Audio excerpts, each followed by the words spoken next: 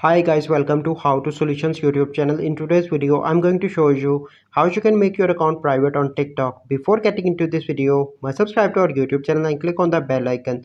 The first step is you need to open Play Store and update TikTok application. Once you've done that, you simply need to open TikTok and click on profile in the right bottom corner. And then you need to click on three bars in the top right and click on settings and privacy. And then you need to click on manage account, and then you need to click on switch to personal account. Click on switch anyway. Okay, once it is completed, then you need to click on privacy, and here you can see the option of private account. You simply turn that on. With a private account, only users you approve can follow you and watch your videos. Your existing followers won't be affected. Okay, and so let me show you. On the top you will find the private account. So by following these steps, you can easily make your account private on TikTok.